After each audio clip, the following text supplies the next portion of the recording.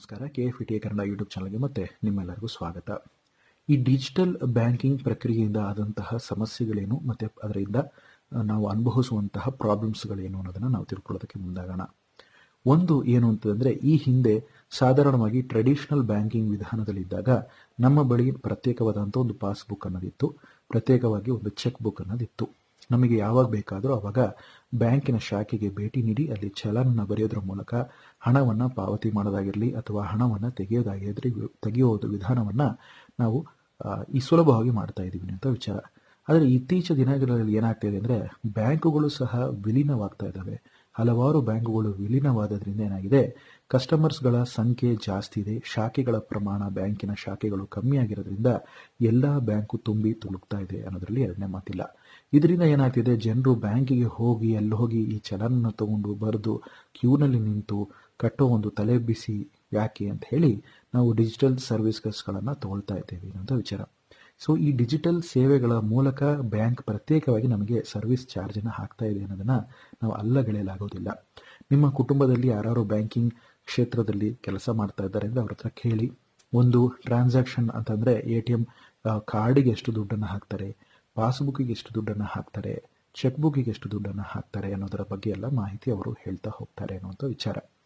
ಈಗ digital banking ಮೂಲಕ ಆದಂಥ ಸಮಸ್ಯೆಗಳು ಏನು ಅಂತ ನೋಡೋದಾದರೆ, ಈ ಹಿಂದೆ ನಮಗೆ ಮನಸ್ಸು ಬಂದಾಗ ಡೈರೆಕ್ಟಾಗಿ ಬ್ಯಾಂಕಿಗೆ ಭೇಟಿ ನೀಡಿ ಕೇವಲ ಒಂದು ಹಾಳೆಯಲ್ಲಿ ಬರೆದು ಕೊಟ್ಟರೆ ಸಾಕು, ಯಾವುದೇ ರೀತಿ ಅಡಿಷನಲ್ ಆಗಿ ಅಂದರೆ ಹೆಚ್ಚಿನ ಪ್ರಮಾಣದಲ್ಲಿ ಹಣ ಪಾವತಿ ಮಾಡುವಂತಹ ಸರ್ವಿಸ್ ಚಾರ್ಜಿನ ಮೂಲಕ ಬ್ಯಾಂಕ್ ಚಾರ್ಜ್ ಮಾಡುವಂತಹ ಅವಕಾಶಗಳು ಇರಲಿಲ್ಲ. ಆದರೆ ಇತ್ತೀಚಿನ ದಿನಗಳಲ್ಲಿ ಈ ಡಿಜಿಟಲ್ ಸರ್ವಿಸ್ ಸೇವೆಗಳಿಂದ ಏನಾಗಿದೆ ಅಂದರೆ, ನಾವು ಇಂಟರ್ನೆಟ್ ಬ್ಯಾಂಕಿಂಗ್ ತೊಗೊಬೇಕು ಅಂದರೆ ಅದಕ್ಕೆ ಪ್ರತ್ಯೇಕವಾದಂಥ ಚಾರ್ಜ್, ಮೊಬೈಲ್ ಬ್ಯಾಂಕಿಗೆ ಪ್ರತ್ಯೇಕವಾದಂಥ ಚಾರ್ಜ್, ಅದೇ ರೀತಿ ಪಾಸ್ಬುಕ್, ಆಮೇಲೆ ಡಿಜಿಟಲ್ ಪಾಸ್ಬುಕ್, ಈ ರೀತಿ ನಾವು ಯಾವ ಸೇವೆ ಸೌಲಭ್ಯಗಳನ್ನು ಬ್ಯಾಂಕಿನ ಮೂಲಕ ತೊಗೊತೀವೋ ಆ ಸೇವಾ ಸೌಲಭ್ಯಗಳಿಗೆ ತನ್ನದೇ ಆದಂತಹ ಪ್ರತ್ಯೇಕವಾದಂತಹ ಒಂದು ತೆರಿಗೆ ಅಥವಾ ಒಂದು ಸರ್ವಿಸ್ ಟ್ಯಾಕ್ಸ್ ಅಥವಾ ಸರ್ವಿಸ್ ಚಾರ್ಜ್ ಅಂತ ನಾವೇನು ಕರಿತೀವಿ, ಶುಲ್ಕ, ಆ ಶುಲ್ಕಗಳನ್ನು ನಾವು ನೀಡ್ತಾ ಇದ್ದೀವಿ ಅನ್ನುವಂಥ ವಿಚಾರ.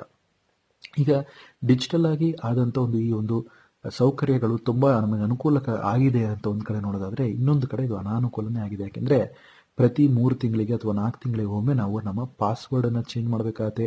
ಆಗಾಗ ವರ್ಷಕ್ಕೆ ಒಮ್ಮೆನಾದರೂ ನಾವು KYCನ ಅಪ್ಡೇಟ್ ಮಾಡಬೇಕಾಗತ್ತೆ. ಡಿಜಿಟಲೀಕರಣದಿಂದ ನಮ್ಮ ಹ್ಯಾಕ್ ಆಗುವಂಥ ಸಾಧ್ಯತೆಗಳಿದೆ ನಮ್ಮ ಡಾಕ್ಯುಮೆಂಟ್ಸ್ಗಳು.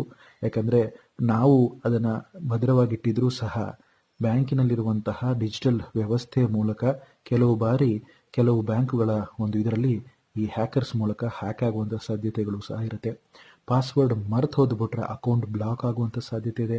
ಮತ್ತೆ ನಾವು ಅದೇ ಅಕೌಂಟನ್ನು ರೀಆಕ್ಟಿವೇಟ್ ಮಾಡೋದಕ್ಕೆ ಅಂತ ಹೇಳಿ ಬ್ಯಾಂಕಿಗೆ ಹೋಗಬೇಕಾಗತ್ತೆ. ರೀಆಕ್ಟಿವೇಷನ್ಗೆ ಪ್ರತ್ಯೇಕವಾಗಿ ನಾವು ಬ್ಯಾಂಕ್ ಶುಲ್ಕವನ್ನು ನೀಡಬೇಕಾಗುತ್ತೆ.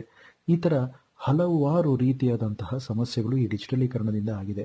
ಕೇವಲ 4 ಹೆಜ್ಜೆ ನಡೆದ್ರೆ ಸಾಕು, ಬ್ಯಾಂಕ್ ಪಕ್ಕದಲ್ಲೇ ಇದ್ದರೂ ಸಹ ನಾವು ಆ ಪಕ್ಕದಲ್ಲಿರುವಂಥ ಬ್ಯಾಂಕಿಗೆ ವಿಸಿಟ್ ಮಾಡೋದಕ್ಕೂ ನಮ್ಮ ಈ ಹಿಂದಿರುವಂಥ ನಮ್ಮ ಹಿರಿಯರೆಲ್ಲರೂ ಸಹ ಸರಳವಾಗಿ ಹೋಗಿ ವಿಡ್ರಾ ಮಾಡ್ಕೊಂಬರ್ತಿದ್ರು ಸಹ ಈಗ ನಮ್ಮ ಒಂದು ಸಮಯದ ಅಭಾವದಿಂದ ಅಥವಾ ನಾವು ಮಾಡುವಂಥ ಕೆಲಸ ನಮ್ಮ ಪೂರ್ವಜರಿಗೆ ಸಹ ಹೆಮ್ಮೆ ನೀಡುವ ಒಂದು ಕೆಲಸ ಆಗಿರೋದ್ರಿಂದ ನಾವೇನು ಮಾಡ್ತಾ ಇದ್ದೀವಿ ಅಂದರೆ, ನಾವೆಲ್ಲೋ ಒಂದು ಕಡೆ ಸೋಂಬೇರಿತನದಲ್ಲಿ ಮುಳುಗಿದ್ದೀವಿ ಅನ್ನೋಂಥ ವಿಚಾರ. ಎಲ್ಲರೂ ಸೋಂಬೇರಿಗಳು ಅಂತ ನಾನು ಹೇಳ್ತಿಲ್ಲ, ನಾನು ಹೇಳ್ತಾ ಇದ್ದೀನಿ, ನಾನು ಒಂದು ರೀತಿ ಸೋಂಬೇರಿನೇ.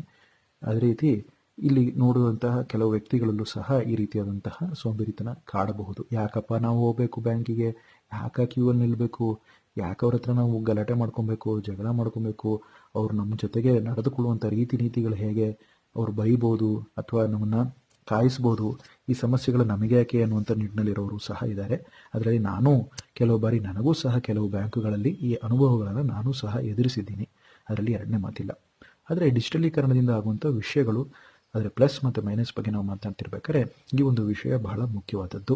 ಅದು ಏನಂತಂದರೆ, ಹಲವಾರು ಸೇವೆಗಳನ್ನು ನಾವು ಈ ಡಿಜಿಟಲ್ ಪ್ರಪಂಚದಲ್ಲಿ ನಾವು ಪಡ್ಕೊಳ್ಳೋದಕ್ಕೆ ಪ್ರತ್ಯೇಕವಾದಂಥ ಶುಲ್ಕಗಳನ್ನು ಭರಿಸಬೇಕಾಗಿದೆ ಅನ್ನುವಂಥ ವಿಚಾರ.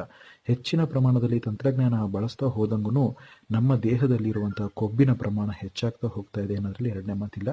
ಆ ಕೊಬ್ಬನ್ನು ಕಮ್ಮಿ ಮಾಡೋದಕ್ಕೆ ಮತ್ತೆ ನಾವು ಅದೇ ಡಿಜಿಟಲ್ ಮಾಧ್ಯಮದ ಮೂಲಕ ಅದೇ ಶುಲ್ಕವನ್ನು ಭರಿಸ್ಬಿಟ್ಟು ಪಕ್ಕದಲ್ಲಿರುವಂತಹ ಜಿಮ್ ಎಲ್ಲಿದೆ ಅಂತ ಹುಡುಕಲಿಕ್ಕೆ ಮುಂದಾಗ್ತೀವಿ.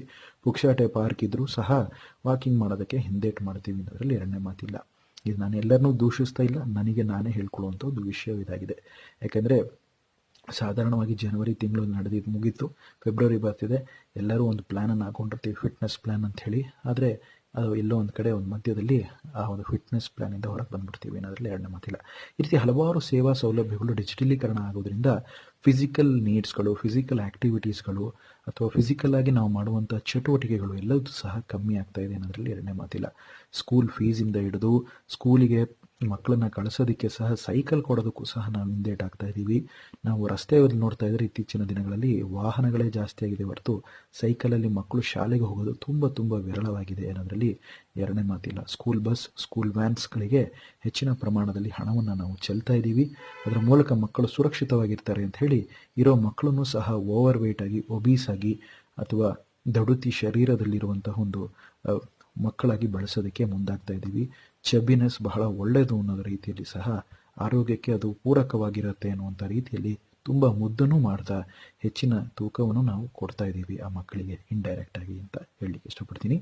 ಬಹಳ ಸೇಫ್ಟಿಯಾಗಿರೋದು ಸಹ ನಮಗೆಲ್ಲೋ ಒಂದು ಕಡೆ ಫಿಸಿಕಲ್ ಸೇಫ್ಟಿ ಅಂತ ಹೇಳ್ಬಿಟ್ಟು ನಾವು ಒಂದು 4 ಗೋಡೆಯೊಳಗೆ ಬಚ್ಚಿಟ್ಕೊಳ್ಳೋದು ಸಹ ಮುಂದಿನ ದಿನಗಳಲ್ಲಿ ಆರೋಗ್ಯಕ್ಕೆ ಅದರ ವ್ಯತಿರಿಕ್ತವಾದಂಥ ಪರಿಣಾಮ ಬೀರುತ್ತೆ ಅನ್ನೋದ್ರಲ್ಲಿ ಎರಡನೇ ಮಾತಿಲ್ಲ. ಈಗ ಈ ಡಿಜಿಟಲ್ ವಿಷಯಕ್ಕೆ ಸಂಬಂಧಪಟ್ಟಂತೆ ನಿಮಗೆ ಮಾಹಿತಿ ಹಿಡಿಸಿದ್ರೆ ಲೈಕ್ ಮಾಡಿ, ನಿಮ್ಮ ಅನಿಸಿಕೆ ಅಭಿಪ್ರಾಯಗಳಿದೆ ಕಮೆಂಟ್ಗಳ ಮೂಲಕ ತಿಳಿಸಿ. ನಾನು ಇಲ್ಲಿ ಯಾರನ್ನೂ ದೂಷಿಸ್ತಿಲ್ಲ, ಯಾರನ್ನೂ ನಾನು ಅಲ್ಲಗೆಳೆಯುತ್ತಿಲ್ಲ.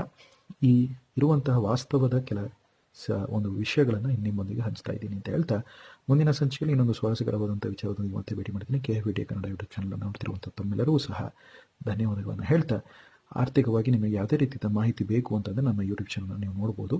ಹಾಗೆ ನಿರ್ಧಾರಗಳನ್ನು ತೊಗೊಬೇಕಂದ್ರೆ ನಿಮ್ಮ ನೆರೆಯ ಫೈನಾನ್ಷಿಯಲ್ ಅಡ್ವೈಸರ್ನ, ಸೆಬಿ ರಿಜಿಸ್ಟರ್ಡ್ ಫೈನಾನ್ಷಿಯಲ್ ಅಡ್ವೈಸರ್ನ ಕನ್ಸಲ್ಟ್ ಮಾಡಿ ಅಂತ ಹೇಳ್ತಾ ನನ್ನ ಈ ಒಂದೆರಡು ಮಾತುಗಳನ್ನು ಮುಗಿಸ್ತಾ ಇದ್ದೀನಿ. ಧನ್ಯವಾದಗಳು. ನಿಮ್ಮ ಸಂದೇಶ.